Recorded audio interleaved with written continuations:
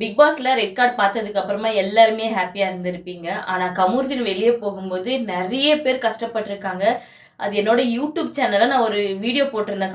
கமருதீன் வந்து வெளியே போகும்போது ரொம்ப பாவமா இருக்குன்னு சொல்லி. ஆனா அந்த வீடியோக்கு ஒரு 5K கமெண்ட்ஸ் வந்திருக்கும். ஆமா கமருதீன் பாவம் வெளியே போகும்போது அழுக வந்துடுச்சு, ரொம்ப கஷ்டமா இருந்துச்சு, நைட்டெல்லாம் தூங்கலன்னு சொல்லிட்டு. நானும் உங்கள மாதிரி தான். ஆனா கமருதீன் வெளியே போற அன்னைக்கே நான் ஃபீல் பண்ணிட்டு தான் இருந்தேன். வீட்ல இருக்கிறவங்களும் தூங்கிட்டு இருக்கிறவங்கள எழுப்பி, ஐயோ கமருதீன் பாவம் இல்ல வெளியே போயிட்டாங்கன்னு புலம்பிட்டு. பார்வதிக்கு எந்த பிரச்சனையுமே கிடையாது. பிகாஸ் அவ அப்படித்தான்.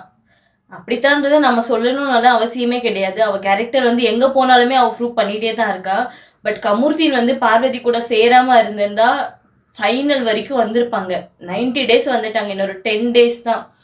இந்த நாய் ட்ரிகர் பண்ணி கமருதீனை ரெட் கார்டு வாங்க வச்சு இப்ப பாவம் அட்லீஸ்ட் சீரியல்ல இருந்து எடுக்காம இருந்திருந்தா கூட ஓகேவா இருந்திருக்கும். பிகாஸ் அப்பா அம்மா இல்லாத பையன், கொஞ்சமாவது யோசிச்சு பார்த்துருக்கலாம். 90 டேஸ் சேலரி வராதுன்னு வேற சொல்றாங்க. இந்த படையப்பா படத்துல ஒரு டைலாக் வரும் பாத்தீங்களா, அது பார்வதிக்கு பக்காவா செட் ஆகுது. அதிகமாக ஆசைப்படுற ஆம்பளையும் அதிகமா கோவப்படுற பொம்பளையும் நல்லா வாழ்ந்ததா சரித்திரத்தை கிடையாது. இது சரித்திரமே கிடையாது.